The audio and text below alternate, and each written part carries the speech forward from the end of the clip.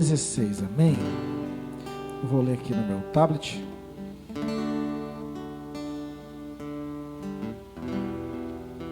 Amém? Vamos ler então? A palavra de Deus diz assim, ó, Atos dos Apóstolos 16. Vamos ler até o 18. E diz assim, ó: E aconteceu que indo nós à oração, nos saiu ao encontro um jovem que tinha um espírito de adivinhação, a qual adivinhando dava grandes lucros aos seus senhores. Esta seguindo a Paulo e a nós, clamava dizendo: Estes homens que nos anunciam o caminho da salvação são servos do Deus Altíssimo. E isto fez por muitos dias. Amém, querida? Coloque a Bíblia no seu colo aí, vamos orar um pouquinho com Deus? Incline a sua cabeça aí, vamos falar um pouquinho com Deus? Senhor, nós oramos a Ti neste lugar, Senhor. Nós oramos a Ti nessa noite, pedindo que a revelação da Sua palavra venha a ser manifesta sobre nossos corações, Pai. Nós cremos, Pai, que a Tua palavra, ela pode ser um grande ativador em nós, abrindo os nossos olhos e permitindo nós vivermos novos começos, Pai.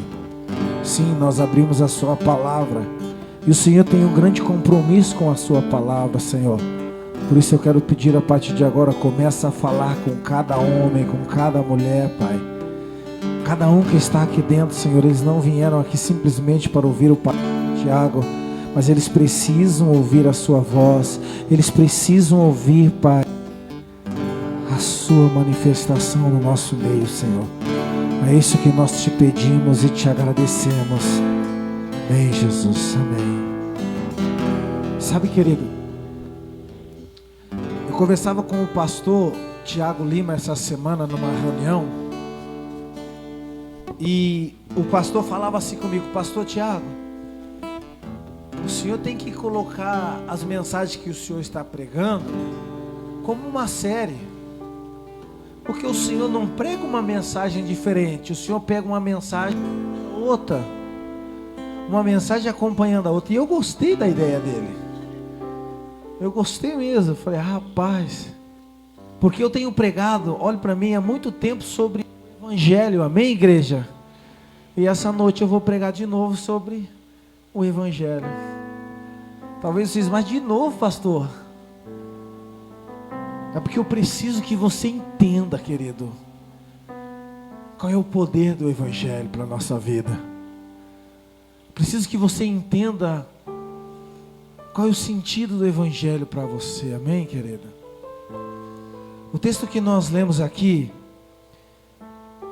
ele está narrando a história de quando o apóstolo Paulo estava pregando o Evangelho, e quando o apóstolo Paulo estava manifestando o reino de Deus com muito amor, com muita gratidão, quando o Senhor estava operando grandes milagres através da vida de Paulo.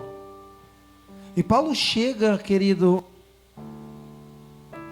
ele chega ali naquela cidade, e ele começa a pregar, e automaticamente uma jovem que tinha um espírito imundo, um espírito de adivinhação, começa a dizer: eis que esses homens são homens de Deus.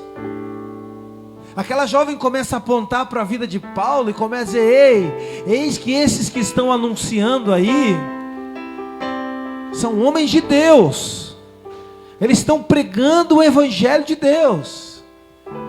E a Bíblia diz que por muitos dias ela ficou fazendo isso e falando isso.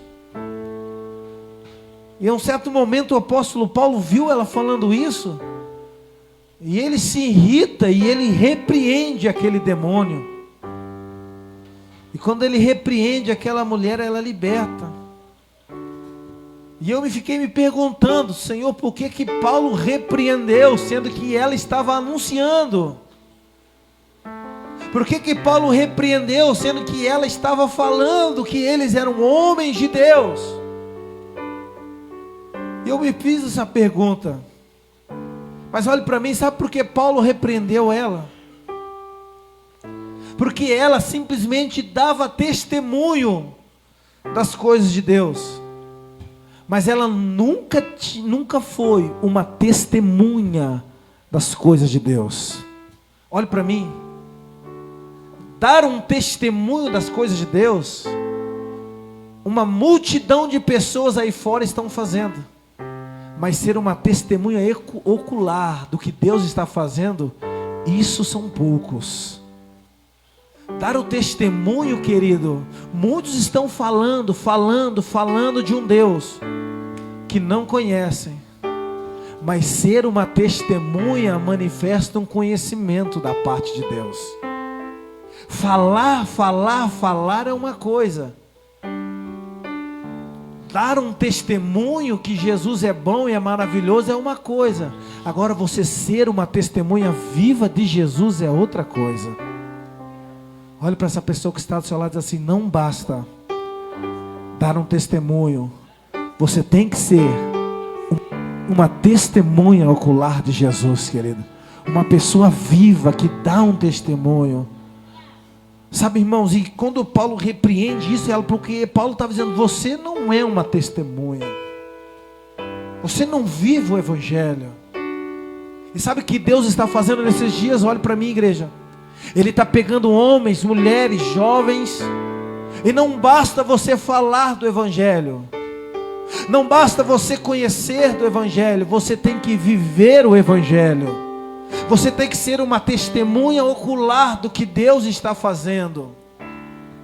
Querido, quando nós lemos o livro de Jó, a Bíblia nos diz que Deus, o diabo chega diante de Deus, e Deus ele fala: visto meu servo Jó, como ele é íntegro, correto, como ele é temente a Deus. E o diabo olha para Deus e fala assim: se eu tocar nele, quero ver. E Deus permite que o inimigo toque no Jó, só não permite que o inimigo toque na vida de Jó. Amém, igreja? E a Bíblia diz que Jó, ele é assolado na sua vida. O inimigo toca nos seus filhos, o inimigo toca nas suas finanças, o inimigo toca, querido, no seu casamento, o inimigo toca na sua saúde. O inimigo toca em tudo na vida de Jó. Tudo. E a pergunta que eu quero fazer com você, amém? Por que Deus permitiu isso na vida de Jó? Quem já fez essa pergunta, irmãos? Por que um Deus tão bom, um Deus de tanto amor, permite Jó sofrer tamanhas aflições? Quem já fez essa pergunta, querida? Deus permite que Jó, ele sofre todo tipo de desespero. A Bíblia diz que ele chegou ao ponto que ele se coçava com um caco de telha, porque o seu corpo estava dominado com uma lepra, querida. Jó tinha perdido tudo. E a pergunta é: por que um Deus tão bom permite algo tão terrível na vida de uma pessoa? Sabe por quê? A resposta dessa pergunta é o próprio Jó que nos dá. Jó capítulo de número 42. Jó, ele diz assim: ei, antes eu conhecia um Deus de ouvir falar, mas agora eu conheço um Deus de face a face. Olhe para mim, querida. O Senhor não quer que você seja simplesmente uma pessoa que dá testemunho, uma pessoa que fala de Deus. Não, ela quer que você, uma pessoa que conheça o Senhor. Sabe por que o Senhor te trouxe aqui dentro? Porque Ele está dizendo: ei, eu quero mais da sua parte, eu quero mais de você, eu quero que você conheça a mim mais e mais.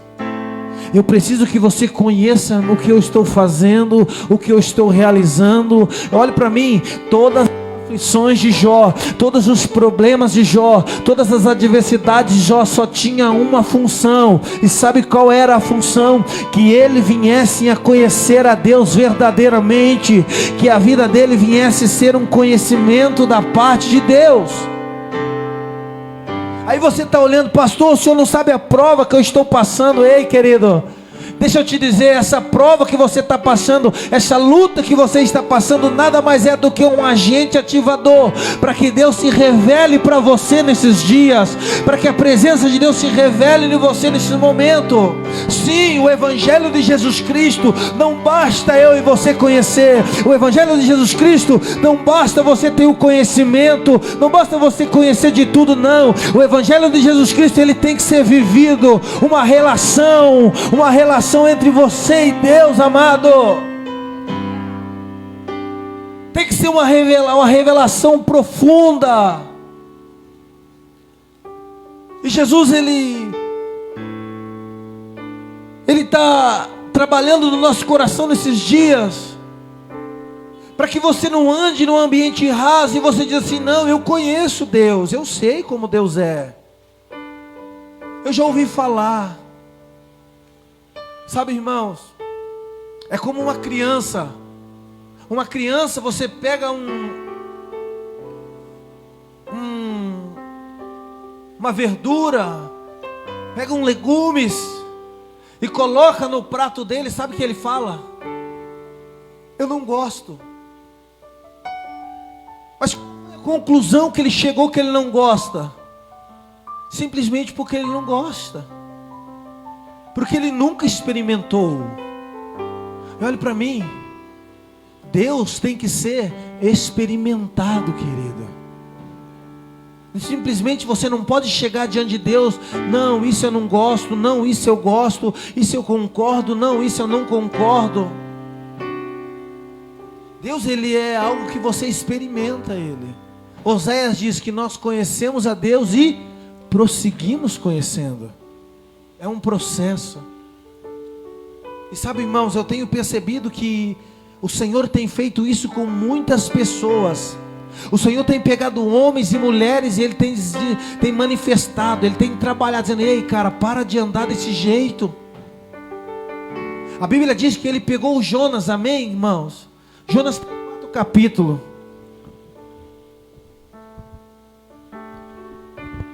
A Bíblia diz que Ele pegou Jonas e Ele dá uma missão para Jonas. Ele olha para Jonas e fala: Jonas, vai e prega para o povo de Nínive. Jonas capítulo de número 1. E Jonas, ele recebe aquela missão de Deus. E sabe qual é a reação dele? Qual é a resposta dele? Ele nega fazer a vontade de Deus. Olhe para mim, Jonas era um crente, amém, igreja? Jonas, ele era um profeta. Jonas era um cara que frequentava o templo. Jonas era um cara, irmãos, que conhecia a lei, conhecia a Bíblia. E Deus dá uma ordem para ele: vai e prega em Nínive. E sabe o que ele dá? A resposta que ele dá: eu não vou, eu não estou disposto a ir. Mas sabe por que Jonas não quis ir para Nínive? Porque o povo de Ninivita, os ninivitas, era um povo mau. Então Jonas olhou e falou assim: ah, se eu for em Nínive, Deus é tão misericordioso que Ele vai salvar aquele povo. Deus é tão bom que Ele vai salvar aquele povo. Então eu não quero nem pregar para eles, porque eu sei que Deus vai salvar. Olhe para mim, Deus não estava preocupado com o que Jonas ia fazer, mas Deus estava preocupado com aquele coração mau de Jonas.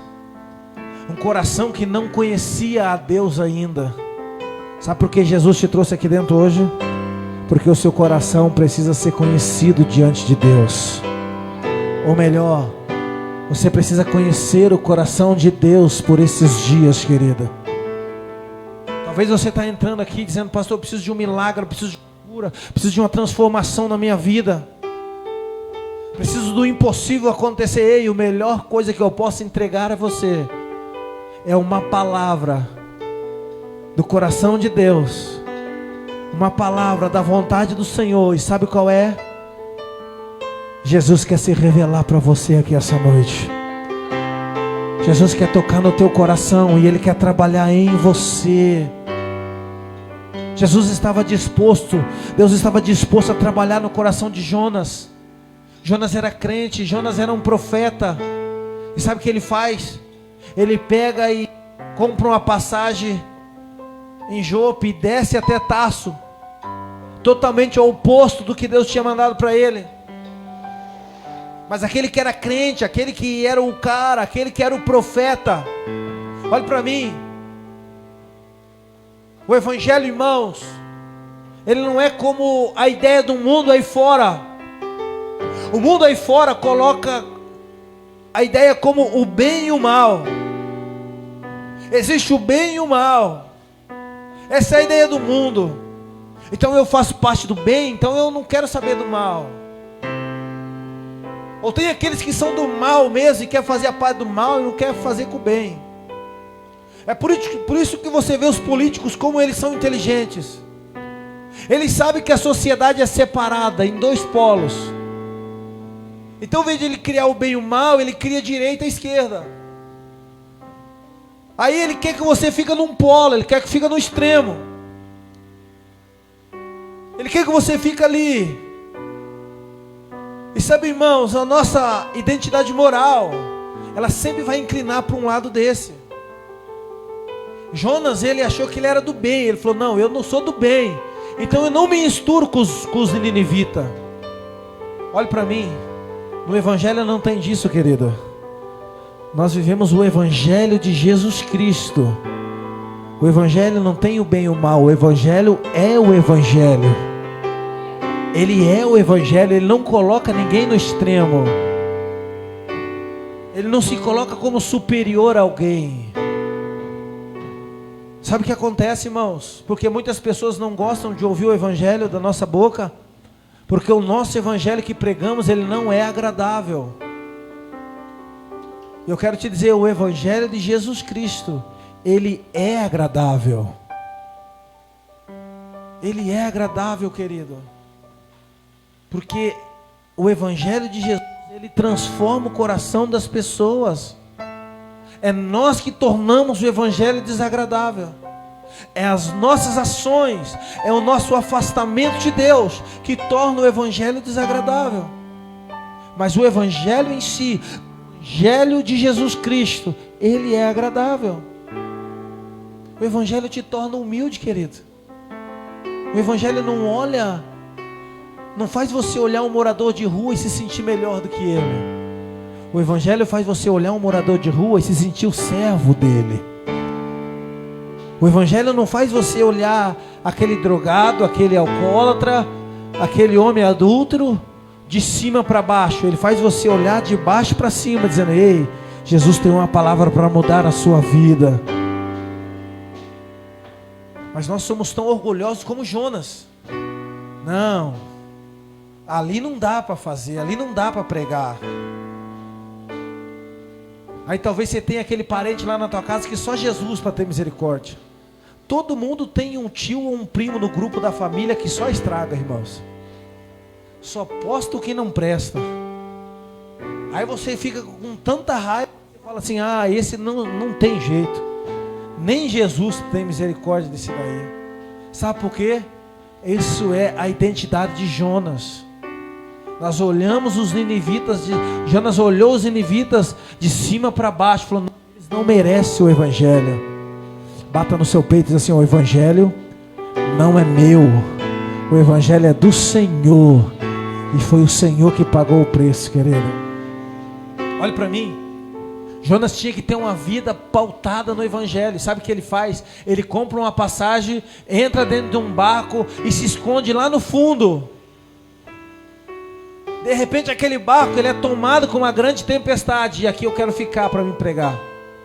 Eu quero fazer um paralelo entre a vida dos marinheiros e a vida de Jonas. Amém, igreja?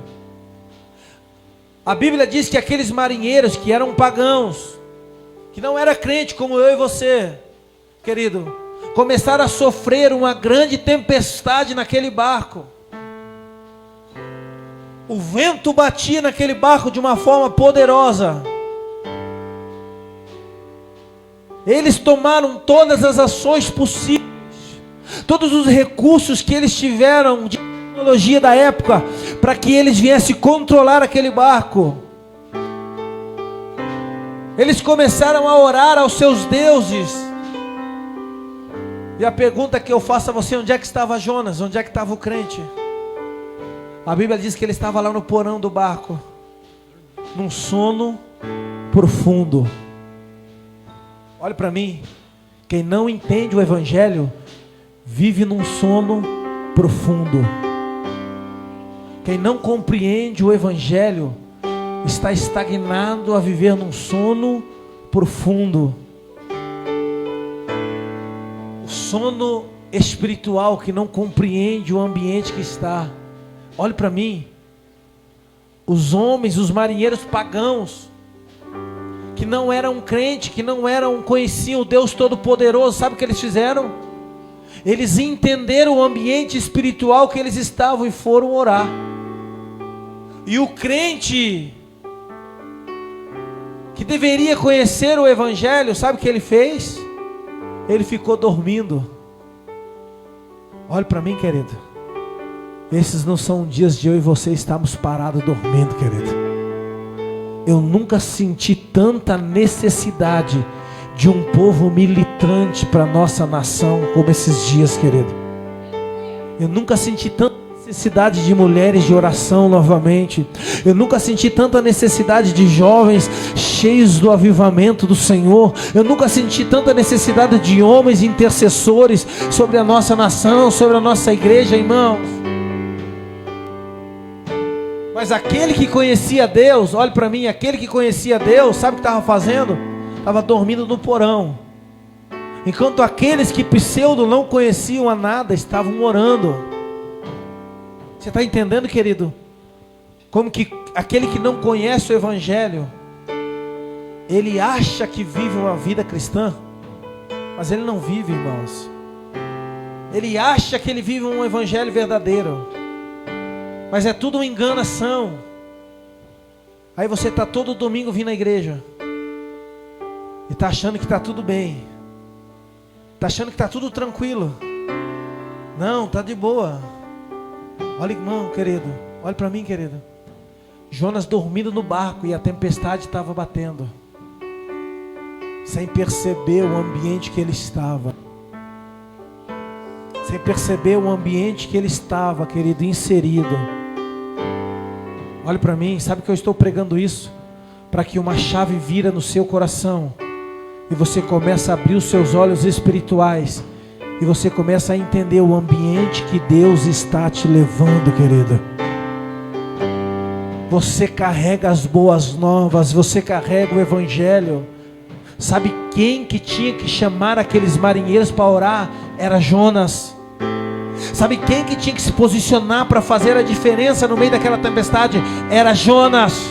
Sabe quem que tinha que se posicionar para fazer que aquele mar se acalmasse? Era Jonas. Ei, olhe para mim. O barco, a tempestade está sacudindo a tua casa, a tua família, mas você está lá no cantinho escondido dizendo: não, eu não quero me envolver com isso, eu não quero saber desse negócio de igreja, de orar, de se posicionar. Ei, querido, isso não é obrigação das pessoas que estão perdidas lá fora. Esse é um encargo que Deus nos deu para mim e para você. É eu e você que oramos e fazemos a diferença. Sou eu e você, querido, que oramos e fazemos a diferença. Jonas estava lá naquele barco dormindo, e olha para mim, olha o entendimento espiritual do marinheiro.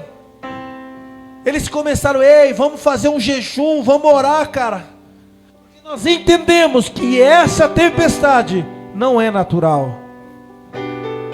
Irmãos, eu não estou falando de um crente, eu estou falando de um homem pagão. Porque o crente estava dormindo lá embaixo do porão. O crente estava dormindo lá embaixo do porão. O marinheiro, o capitão do barco começa a falar: não, vamos fazer um jejum aqui. Vamos se posicionar, vamos clamar. E a Bíblia diz que ele desceu até o porão e ele encontrou Jonas lá embaixo. E ele encontrou Jonas dormindo e ele falou: ei, cara, você está dormindo? Está todo mundo orando, Está todo mundo jejuando, cada um para o seu Deus. Você está dormindo, cara. Você está entendendo quando você não compreende a grandeza do Evangelho, como a tua vida espiritual caminha? Aí você está dizendo, pastor, eu estou perdendo porque a oportunidade está passando, eu não estou vendo. Ei, é porque você está dormindo, amado. A minha proposta é que os seus olhos espirituais sejam abertos aqui nessa noite. E você começa a ter essa sensibilidade, dizendo, Senhor, eu vou me posicionar para onde o Senhor me chamou. Ei, sabe por que Deus mandou Jonas ir pregar em Nínive? Porque Deus conhecia o coração de Jonas. E Deus sabia que ele nunca tinha sido crente. Deus sabia que ele nunca tinha sido um homem que tinha conhecido a Deus verdadeiramente. Porque um homem que conhecesse a Deus jamais ia dormir numa situação como aquela. Ele ia ser o cara que ia fazer a diferença. Sério, pastor? Sim. Sabe quando o cara conhece a Deus, como que ele faz a diferença? Paulo, um paralelo de Jonas. A tempestade bateu no barco. Os homens, Paulo estava preso. Paulo, ele era um prisioneiro. O barco começou a ser sacudido com a tempestade. Sabe o que Paulo faz? Porque Paulo conhecia o Evangelho, porque Paulo se posicionou, porque Paulo entendia o ambiente profético, o ambiente espiritual que ele estava. Sabe o que Paulo diz? Ei, não se preocupa, porque aqui nesse barco ninguém vai morrer, porque eu sei o Deus que eu sirvo, e eu sei que se nós se posicionarmos como homens e mulheres de Deus, obedecendo as suas leis, os seus mandamentos, nenhum mal vai ser sobre a nossa vida. Pastor, o que aconteceu com a tripulação de Paulo? Todos foram salvos, querido. Sabe por quê? Porque Paulo entendia a posição que ele tinha em Deus, e ele conhecia o Deus que ele servia. Jonas já não conhecia. Jonas tinha ouvido falar de Deus. O marinheiro chega diante de Jonas e fala, cara, você não vai fazer nada. Você vai ficar aí parado, você não vai orar, você não vai jejuar. Sabe, querido, Paulo diz assim, não, mas... E o marinheiro pergunta, quem que é o teu Deus? Da onde você veio? Quem você é? E ele começa a dizer, não, eu sou hebreu. Eu sirvo a um único Deus, o Deus de Israel. Sabe, o marinheiro diz, você não fez nada, cara, você não orou, você não jejuou por nós. Você está aí parado.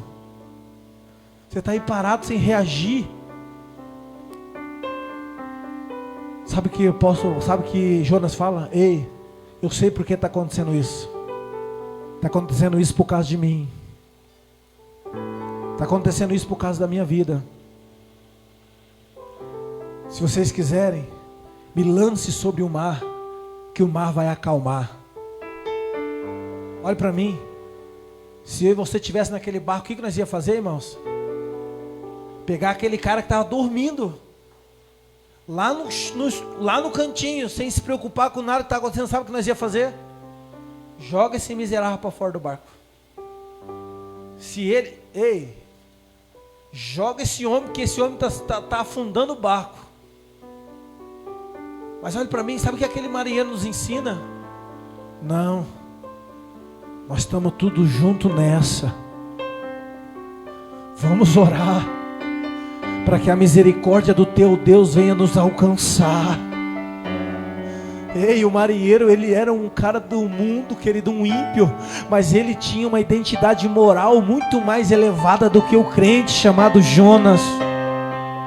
Porque ele olhou para Jonas e falou, não, vamos te jogar no mar não, a misericórdia do seu Deus vai alcançar a nossa vida.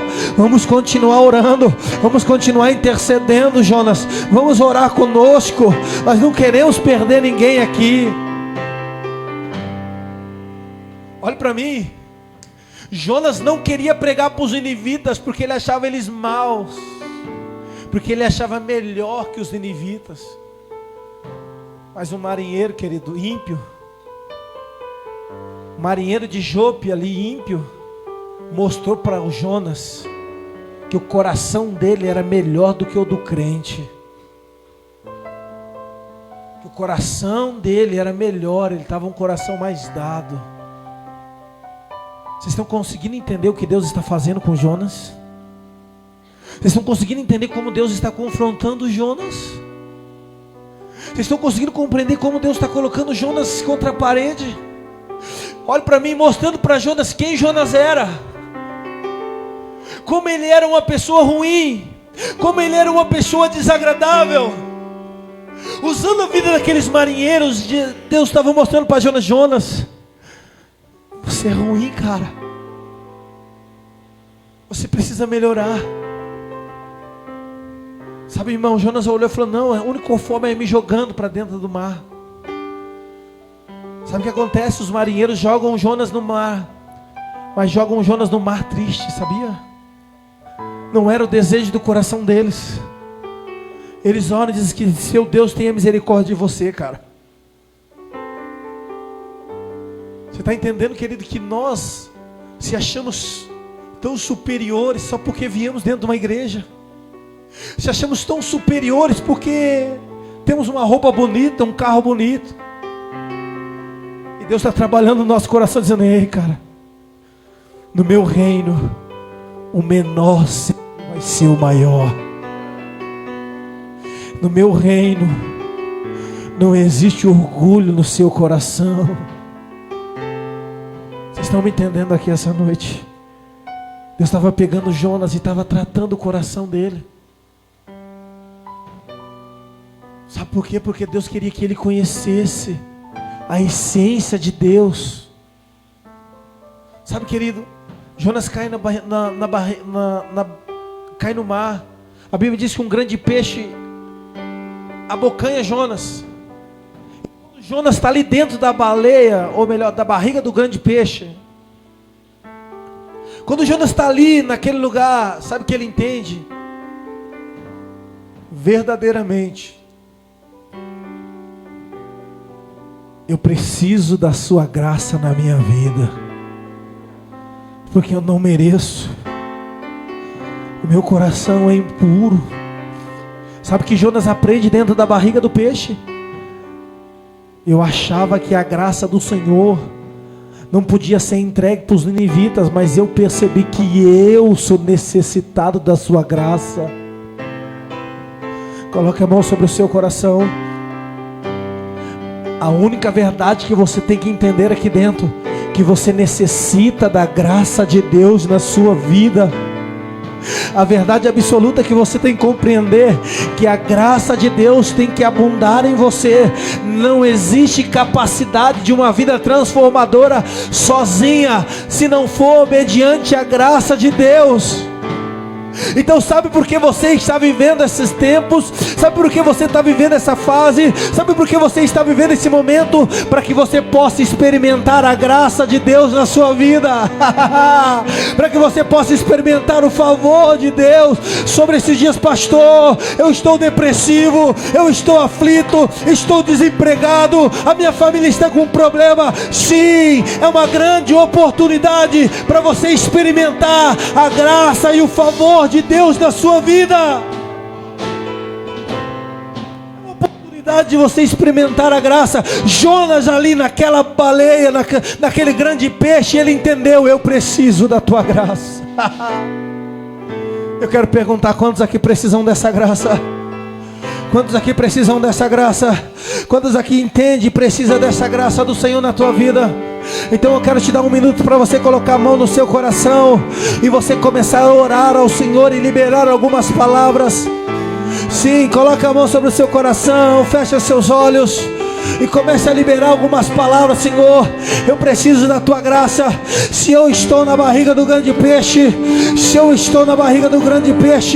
Senhor, revela a tua graça para mim, revela a tua graça para mim. Digno de louvor, tu tens todo o meu amor, pois tu és santo, santo, digno de louvor, tu tens todo o meu amor, Jesus. Sim. Aí nós ficamos perguntando: Deus, por que os problemas? Porque os problemas vão te levar a conhecer a Deus, querido. Porque um Deus tão bom permite o problema, porque assim você começa a conhecer ao Senhor. Assim você conhecer o favor de Deus na sua vida. A Bíblia diz que quando Jonas entende o poder da graça na vida dele, o grande peixe joga ele para fora. E sabe quando nós entendemos a graça que acontece conosco? Nós decidimos fazer o que Deus chamou eu e você para fazer, querido. Olha para mim. Se você está querendo fazer a vontade de Deus, por outro motivo a não ser a graça de Deus, não faça.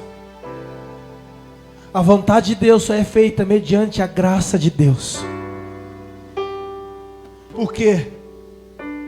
Porque você nunca vai colocar Deus contra a parede se você viver a vontade de Deus na graça de Deus. Você nunca vai chegar diante de Deus e dizer assim: eu faço, o Senhor não faz na minha vida, o Senhor tem que fazer. Ei, querido, Deus é Deus, amém, igreja? Ele não tem que fazer nada para você. Pastor, então como que eu faço para que Deus ele me olhe? Ei, manifeste gratidão. Receba a graça dele aqui nessa noite. Sabe como eu me tornei um pastor e eu permaneci como um pastor? Porque eu já coloquei Deus contra a parede, na minha ignorância espiritual. Mas sabe como eu mudei a minha mente? Quando eu experimentei o favor e a graça de Deus. Aí eu entendo que eu vivo mediante a graça dele. Então eu sempre estou devendo. Nunca é Deus que está me devendo, querido. Olhe para essa pessoa que está do seu lado assim: Deus não deve nada para você. É você que deve tudo para Ele. Você deve tudo para Ele. Você deve tudo para Ele. Sério, pastor? Sim. Sabe por quê? Ninguém aqui teve a coragem de dar o seu único filho. Para que eu e você não pereça, mas que nós venhamos ter a vida eterna. Jonas, ele foi fazer a vontade de Deus agora porque ele conheceu a graça de Deus. Mas talvez você aí entende da graça de Deus, fala: pastor, eu vivo falando da graça e eu estou voando, e eu já estou terminando. Eu prego o evangelho pela graça, pastor. Eu entendo que é um favor de Deus na minha vida. Jonas, ele também entendeu isso. Mas quando ele pregou para os ninivitas, sabe que ele se indignou? Porque ele viu o padrão moral dos ninivitas. E ele falou assim: cara, eu até preguei, mas é de se indignar que Jesus vai salvar esse cara. Sabe por quê? Olha para mim, sabe por que Jonas pensou assim? Porque para Jonas o evangelho não era de Jesus Cristo. O evangelho, a palavra era dele. Sério, pastor? Sim. Para Deus salvar alguém, tinha que ser no padrão que ele achava, que ele estipulava. Ele não concordava se Deus salvasse o drogado, a prostituta, o alcoólatra, o traficante, o assassino. Para ele era um absurdo Deus salvar desse jeito. Olha para mim, se você acha ainda que é um absurdo Deus trabalhar na vida de uma pessoa, é que ainda você não entendeu o poder da graça. Olha para mim, querido, Deus escolheu as coisas loucas deste mundo. Tem uma série, Os Escolhidos, The Chosen, e tem uma passagem que eu amo. Eu já falei aqui várias vezes. Jesus, ele olha para Mateus, o publicano, pilantra, sem vergonha, aquele que roubava o povo que estava sofrendo. Jesus olha para esse homem, aquele homem que não prestava, irmãos. E ele olha para Zaqueu, para Mateus, Diz assim: Mateus, me siga. Olha para mim. Pedro do lado dele, com a identidade moral caída, com a mentalidade de Jonas. Sabe o que Pedro diz assim? Mestre, esse aí o Senhor está escolhendo? Esse aí que é publicano, que defrauda as pessoas, que cobra imposto a mais, e esse o Senhor está escolhendo? Na série, Jesus, ele diz uma frase muito linda. Olha para Pedro e diz assim: Pedro, se acostume com os diferentes, porque o meu evangelho, ele trabalha no coração dos diferentes, querida.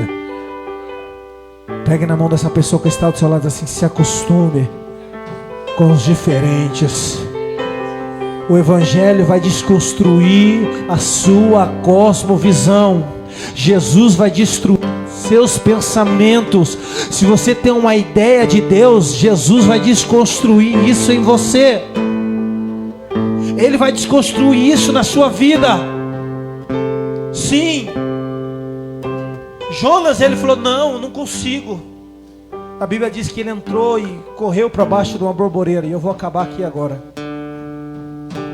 E aquela borboreira, uma árvore, cresceu e começou a dar sombra para Jonas.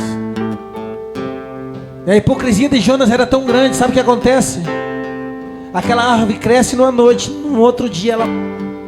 E Jonas fica triste por causa de uma árvore.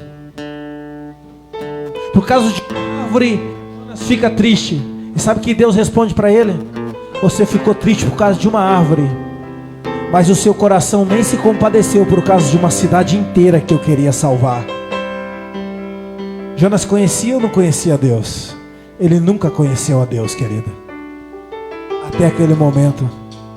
Olhe para mim, fazendo a vontade de Deus sem conhecer a Deus. Eu vou repetir: fazendo a vontade de Deus sem conhecer a Deus. Indo para a igreja, estando no culto de domingo, com a Bíblia embaixo do braço, sem conhecer ao Deus da Bíblia. Com um coração que achava que era crente, um coração que achava que era verdadeiro, mas que tinha grandes problemas para ser transformado. Vocês estão me entendendo aqui essa noite? Deus olha para ele: cara, você fica triste com uma borboreira, com uma árvore que nasceu num dia e morreu no outro. Olha para mim, eu amo cachorro. Vou fazer algo polêmico aqui. Será que eu falo, Biel? Eu vou arrumar problema, né? Eu amo cachorro, irmão. Eu tenho uma cachorra em casa. Não vem aí o politicamente correto para mim. Estão filmando aí da Luquinha. Vai virar um meme na internet agora. Eu amo cachorro, querido. Eu tenho uma em casa. Mas eu não concordo uma pessoa dar a vida para cuidar de um monte de cachorro e não consegue cuidar de um ser humano. Moralmente eu não consigo entender isso, querido. Vocês estão me entendendo? É como Jonas, amava a borboreira, mas não amava pessoas. Querido, se você não amar pessoas, o evangelho não tem o poder sobre você. Se você não gosta de pessoas, o evangelho não tem o poder na sua vida. Eu não estou dizendo que você não tem que amar o seu pet. Ai, que chique. Só que não inverta os seus valores, querido. Amém? Se coloca de pé aqui nessa noite. Tu és santo, santo, digno de louvor. Tu tens